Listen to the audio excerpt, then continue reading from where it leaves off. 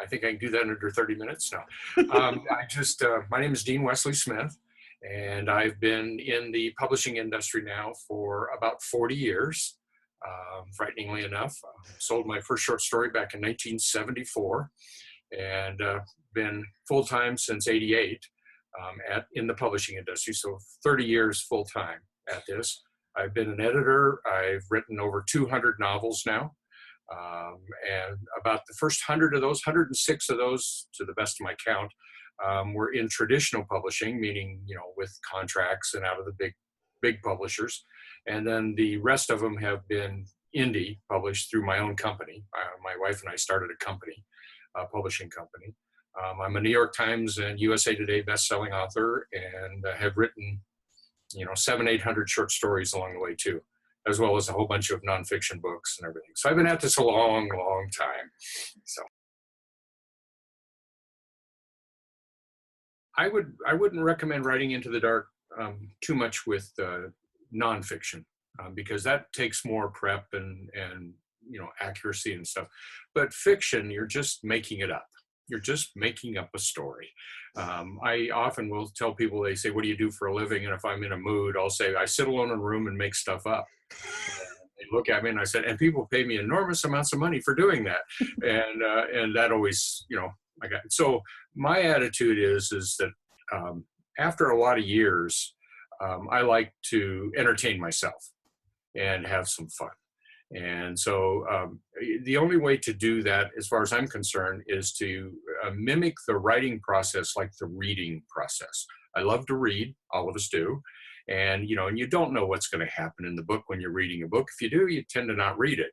And so the writing into the dark is basically with no outlines at all, with no plotting, no character sketches, no trying to figure out what's going to happen next, nothing. It's just exactly like reading. The process it just mimics the reading process, the writing process. And therefore, it's a lot of fun because you get really excited. You have to keep your critical voice out of the way completely. The voice that says, oh, you can't do that, or, oh, this is garbage, or whatever. You have to keep that completely dormant. And you have to just let the creative voice, the little kid in you, just play. What occurs is it becomes like a roller coaster at that point. You have lots of fun. It kind of goes slow at times, and then it goes really fast at times. And then there's moments of terror where you don't have any idea what's going to happen next. And you don't worry about it. You just write the next sentence, and you write the next sentence, and on it goes. So writing into the dark is basically meaning it's mimicking the reading process for you as a writer. The good things about it, of course, is if you don't know what's going to happen next, the readers certainly don't. So you're not, telegraphing subconsciously to readers if you have an outline and things like that. Outlines, I tend to think, are based in fear. I had to do hundreds of outlines in my traditional publishing days. That's how you sold books. And I did a lot of media work with Star Trek and Men in Black and things like that. And Spider-Man, X-Men, I wrote all of that stuff.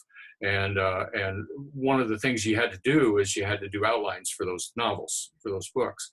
What I would always do is I would do an outline, and then I would never look at it again. Once it was approved, I would never look at the outline again. I would just say, oh, that's it. And just never glance at it again. I would just write even those books into the dark. So yeah, I've been doing this a long time, mostly because I get bored easy. And if I know what's going to happen, I get bored. I don't want to do it. I want to go do something else. A lot of my friends say I have an oh shiny disease. If there's something shiny over there, I'm going to go over there, and so how I've managed to do over 200 novels, with this oh shiny disease is amazing. I sit down. I often start novels or short stories with a title. That's my trigger. It's just a title. I just make up a title.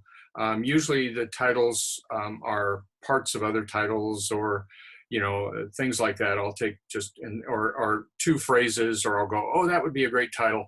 It never triggers an idea. I don't have ideas are after all these decades, ideas are just everywhere. And Mm. I gave up after the first 5 or 6 years, even writing them down. If I can't remember them with my bad memory, I have a very bad memory. If I can't remember an idea, it's not worth me writing. It's not worth the time to write it, because that means my creative voice isn't interested that much. So it's only the idea, you know. But even anymore, I don't even have those. It's I just sit down and put a character, start with a character, and you know where the character's at and everything, and then just see where it goes. And tend to get them in trouble. They always get in trouble fairly quickly, or they're trying to solve something. If I'm writing a mystery, there's a crime involved in some form or another. Or if I'm writing one of my science fiction novels, there's, something's going on that way. But I just start with character. It never occurs to me to have ideas. It never occurs to me anymore to worry about where it's going at all. Because we have, as humans, we have incorporated story since our parents read it to us. When we were babies, they were always reading, and we were reading early, and television and movies and all that. That's all story, and so we have incorporated story into our very being. And the problem we have as writers, especially starting off, is that we don't trust that. We don't trust that we have it, and that it's part of who we are, that we can tell stories without even thinking about it, because we get really fearful of, oh, it might not be right, or someone might laugh at me, or it may not sell, or all those fears. And it's all fear-based, and that brings in the critical voice, which is the surface voice, the voice right along the front of our brains. Surface voice doesn't know how to write. It's awful. That's why when people rewrite, they make it worse almost uniformly. If they just trusted their first draft, wrote it clean, don't write sloppy, just write clean, meaning, don't leave anything or don't get in a hurry, just write it, maybe cycle back. What cycling, what I thought when I started off, and got going and became, into the 80s, late 80s, when I was going full time at this, I thought I was weird. And we were still on typewriters back in those days. And, and I thought I was weird because I would go about 400 or 500 words, and then go back and fix stuff and add stuff. And so I would go about 400 words. I would literally write it again into the typewriter. And it got easier once we got computers into the late 80s, early 90s is when I got my first computer. And then it got real easy. Is I would go back about 500 words and then just kind of touch it, clean it up, add stuff that got left out, and then go another 500 words, and then come back again, and then just do it again. So it looked like, when readers read a book, it's a straight line. They started on word one, and they end on the last word of the book. And you can just draw a straight line. I call that the timeline of the book. That's just, how a reader reads it. And we as beginning writers, we think we have to write that way. But we don't, because we're the god of our own books. We can do anything we want. So you can write the last chapter, and then write the first chapter, and then write middle chapters. It doesn't matter, as long as the reader has an experience of reading from word one to the last word. So what I do is I kind of look at it as I go about 400 words along the timeline, and then I jump out of the timeline and cycle back. If you watch or read a book by Kurt Vonnegut called Slaughterhouse-Five, and it was also a movie, Slaughterhouse-Five. Billy Pilgrim, the main character of that book and that movie, was unstuck in time in his own life. He could go to his birth, he could go to his death, he could see all the events of his life, and he could move around in them. And it was a tremendous piece of writing by Vonnegut. But that's how I look at novels. I look at that novel, that timeline that the readers are going to do, but I can write at any point in that timeline at any point. I can jump around anywhere I want to. My wife is a writer. Her name is Christine Catherine Rush. And she often will write books out of order, where she'll have chapters this and chapters that, and then she has to puzzle them together to get that timeline in there. And it's very frustrating to write that way. I've had to do that about 2 different books out of the 200, because that's very frustrating to go, well, I wrote this and I wrote that. Where does that go? And how does that hit here? And where does that hook together? And, and to try to get that reader experience of the timeline. of the book, that straight line reader experience. I tend to now write along that reader experience, but I jump out all the time. I'm tending to write because I grew up reading 40 and 50,000 word novels. That's all they used to be before the middle 80s. You know, it was publishing that caused novels to get longer. It wasn't readers. It was publishing because they needed to charge more for their books. And so readers started making writers write a little longer. And I was in that. My first novel was only a 60,000 word contract. And by the time I was done, you couldn't get a novel under 90,000. And, you know, in traditional publishing, that was in a 14-year, 15-year period there. And because they had to charge more for the books, so they had to have the books be thicker. Well, what occurs for me is I have 40 or 50,000 word novels. They just sort of come out that way because that's what I grew up on back in the 50s and 60s and 70s. That's all I read, and they were all that same length. And so my natural inclination is to go that way. Now, writers who are younger, like you, probably have a natural inclination to go to the 90,000 word length and the 100,000 word length. And, you know, and you think, oh, only 50,000, how would I get it all in?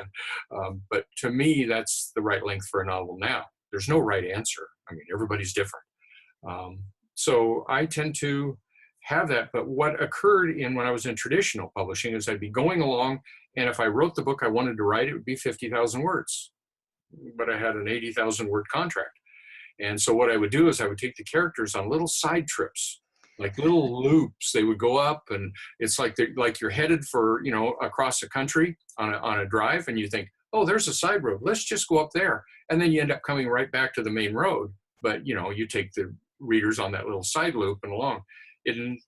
That's how I wrote those longer books in Star Trek and all the other books that I wrote in traditional.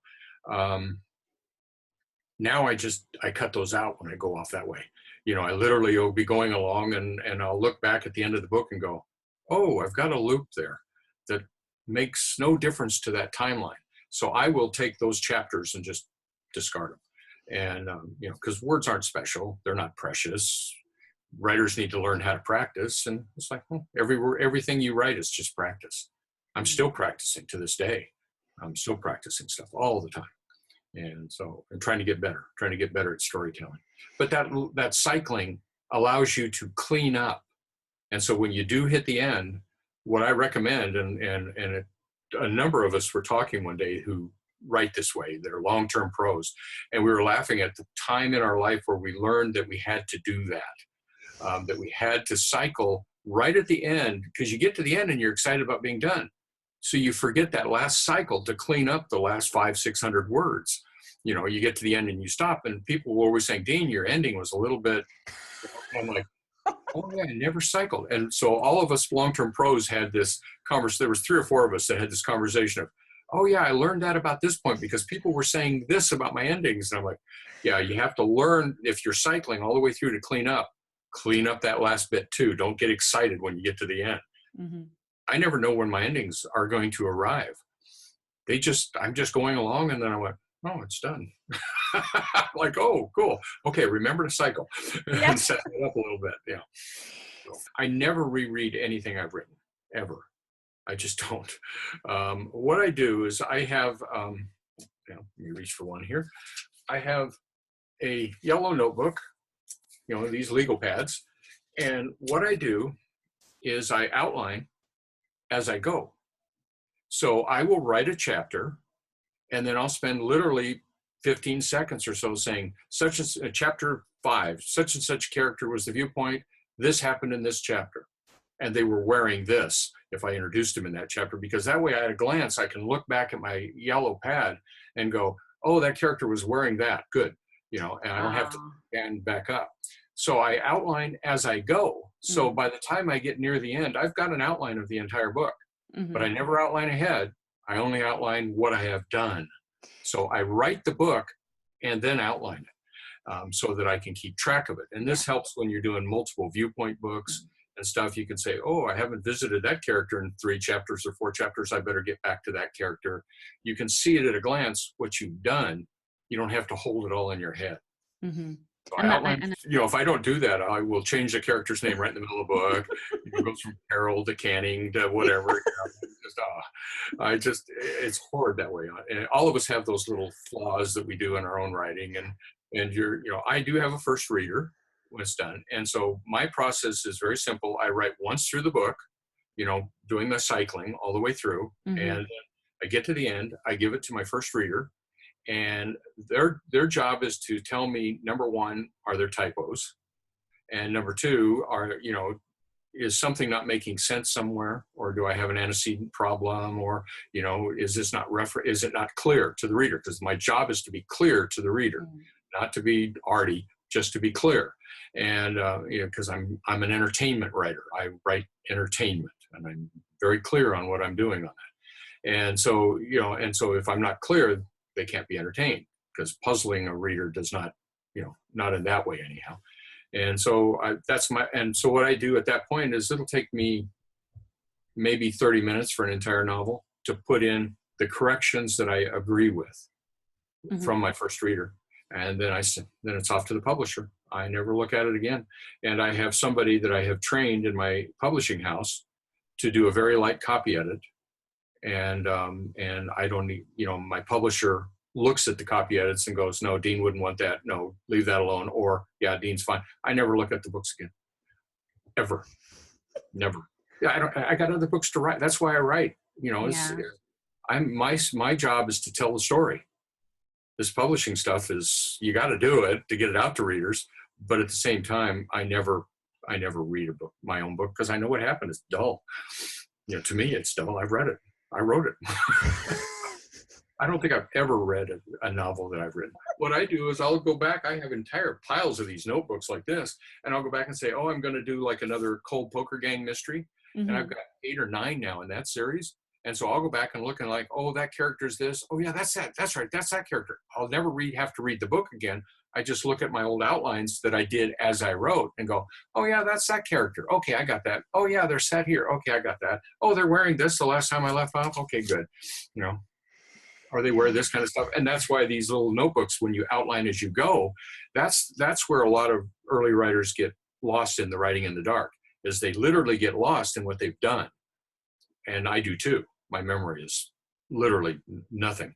And so if I don't outline as I go, but I don't outline ahead. I don't ever say, oh, I'm going to do this. It's like, oh, I did this. Okay, I'll write that down what I did. And that also leaves my creative voice to keep having fun and playing, because it knows it's not controlled by a roadmap. It's just going where it wants to go. So I would very much attempt to not worry about what's happening next. I never do. I've trained myself to never think about it. This is the problem, is what happens with any novel, whether it's outlined or not. About the third point or somewhere in that middle area, the book turns, kind of in your vision, it turns to garbage, and you don't want to write anymore, and there's a lot left to do, and you're not really sure what you're going to do. And so that's where most writers stop writing, is right at that 1/3 point. They just stop. And even us old timers, we still get stuck in that middle stuff. We get stuck there. And so your first reaction is, well, I better figure out what's going to happen next. And you go to your critical voice and make your critical voice, that thing that doesn't know how to write, doesn't know anything. It's learned from your classes in school. It's learned from, critics. It's learned from bad reviews. That's where all that critical voice comes in. And so you suddenly engage the critical voice to figure out what's going to happen next creatively. And that never works. That's always a disaster. And because you force your creative voice into a place it doesn't want to go. And usually very shortly after that, 90% of books stop right there. They never get written, right in that center point.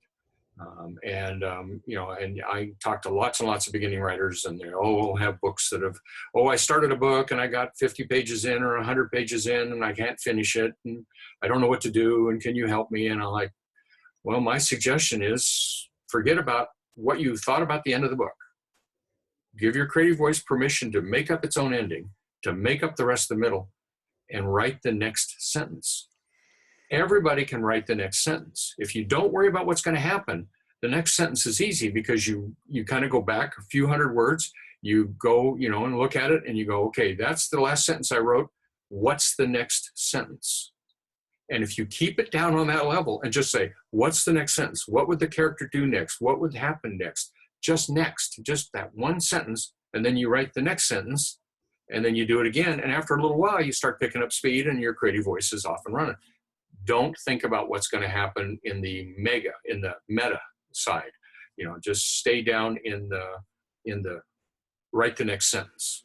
Just write the next sentence. And so that's my best suggestion on that, because that's where you get stuck. Outlining is always done from critical voice. It can't be any other way. You can't outline from creative voice. Some writers say, well, I know I do, Dean. I outline from creative voice. It feels, and it's like, no, you're just making up a plot from your front of your brain, and writing it down. And your creative voice is going, well, that's okay. I don't want to do that. And the minute you write a bunch of stuff down that you don't want to do, your creative voice will come up to it and you'll run into the outline, and that's where you stop. And that's why so many outliners can't finish books. But then they get more and more fearful. The fear breaks in, and you go, well, if I don't have an outline, I'll never finish a book, even though it's the outline that's causing them to not finish most projects. It's hard to break out of that cycle once you start outlining. I write puzzle mysteries that are very kind of twisty and complex. And, people are like, how did you not do that without outlining? And I'm like, well, just kind of follow the characters. And they would find a clue, and then the clue would get twisty, and because I've learned that you don't make it easy on your characters, you make it hard on your characters. That's what fiction's all about. Try and fail until finally at the very end, the very last try, they succeed. That's fiction. And so it's one of these things is I'll be going along and I'll be stuck, and I'll be going, okay, I'm going to write the next sentence. And then I'll get up and go do something else, or I'll be off on an errand somewhere. And that's exactly when oh yeah, of course, that's what happened, and it's literally, I'm only having those epiphanies, not more than maybe a half a chapter ahead, but it's the key, where the next sentence was headed to. My creative voice was leading me there, but then of course it gave it to me in traffic or in something else.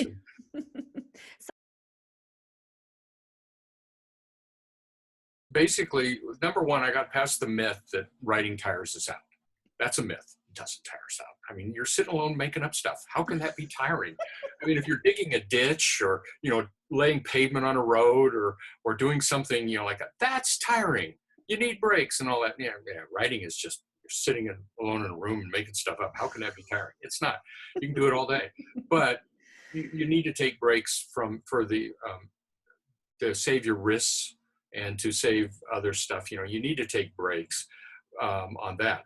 What I do is I write about 800 words an hour. So I'm pretty slow compared to especially some of the younger writers who I grew up on a typewriter, hunt and peck. Chris tells me now I have 3 fingers on each hand involved. The minute she says that, I'm back to hunting and pecking again. And so I'm not very fast per hour. And I'm also cycling. So that's, I'm going back over the stuff. So I'll get 800 or so finished words in an hour, and I'll take a 5 or 10 minute break and get up and move around. So how do I write that much? I spend more hours. I don't have any misconception that, already missed that, oh, this is hard work. I mean, I got the best job on the planet. I mean, sitting alone in a room making stuff up. I had a very lower income upbringing where you had to work your 8 hours or your 10 hours a day, and you got your check and it was all gone to bills. Now I'm very rich. I live in a penthouse condo in Las Vegas, and it's just sort of one of those, excuse me, and I do that by sitting alone in a room and making shit up. It's just one of those things where you can't believe that that's how easy it is, because and that's why you'll never hear me talk about my writing with using the term work, because work to me is going out and digging ditches or all that hard. That's work. Working the 8-hour day for the paycheck, that's work. Okay. Writing isn't work. So I always consider my writing fun. I always consider it a place to play. Well, but when you're considering the place that you go play and have fun, how you make your living, then there's a clash, and that takes some time to get through for all writers. I've never seen a writer not have a problem, unless they were very rich to start off with, you know, like they had family money and stuff, then they didn't seem to have problems with this. But those of us who grew up poor, you know, and working day jobs and working all that, as we started to write, the writing was the place that we wanted to go to when we got home, and that we did on the weekends. And then when you go, suddenly you put the pressure of making that day, you start calling your writing work. Oh, I got to go to work. And that starts shutting it down. Mm-hmm. And that's why writers tend to only have a 4 or 5 year, who call their writing work, only tend to have a 4 or 5 year lifespan in writing before they, you know, they bog down. It becomes too hard, and it's all in their head. There's nothing hard about this job. Nothing. Oh, and I call it a job there. It's slipped. How I write so much is basically I just spend more time sitting. Actually, I also have a writing computer that's different from this internet computer. Okay. Totally. In fact, I have around me here, I have 8 screens. I'm not kidding you. I got 8 computer screens. All of them are these big, huge Macs with some side screens, large side screens. But I have a computer on this way to my right that is nothing but I do layout for covers and stuff like that, you know, when I'm playing on covers. I have another one that's an older one that has some older files and stuff. And then over here on a completely different desk to my left and a ways away is my writing computer. It has no internet. It has nothing on it but writing. So when I pull my chair up and pull that out and sit down at that computer, at that specific computer, nothing else happens. I have all of these other computers turned off. That's all I'm doing. And so my focus is only on creating. There's no email, there's no programs, there's no games, there's no nothing. So that is another hint that I tell people is make one computer, because they're cheap these days, make one computer your writing computer. It can be a laptop, it can be, you know, an iBook, it can be, you know, a big screen, it can be anything you want. The thing to turn off on your computer, on your writing computer, is any grammar checker or spell checker. Because what that does is that pops up and you spell a word wrong, because we all do, you know, you spell something wrong and it'll underline it or it'll pop it up or whatever. And you go, oh, and that immediately puts you in critical voice. It gets you out of creative voice. So you want to turn off the spell checker and turn off. So when I'm actually talking to you know, people out there, I say, oh, I'm a 3-draft writer. You know, I write 3 drafts, and I can say that with a straight face, even though I get done and never look at it again. I spell check everything when I'm done. I turn on my spell checker and go back through and look at everything that's lit up. I don't read anything. I just look at the words that are lit up, you know, and spell check. It takes me 15, 20 minutes to do for an entire novel, just making sure that everything's spelled correctly. And then the next draft is that draft where I put in my first reader's stuff that I agree with. Often, I mean, my first reader is Christine Catherine Rush. She's won Hugo for editing and for, you know, and for other stuff like that. And yet the reality is half the stuff she says, I don't agree with. So I don't do that. So. Chris and I started all the workshops because we wanted writers to understand what we wish someone would have told us before we had to learn it the hard way, and, you know, and climb over some of these myths the hard way. So if you really, if you're struggling with writing, I can tell these people, the folks out there in general, climb on Heinlein's 5 rules and don't fall off. If you can Google Heinlein's rules, and they're very basic, and that's what got me unstuck after 7 years of no sales and nothing else. I just climbed on Heinlein's rules and never looked back. Well, thank you very, very much. You're welcome.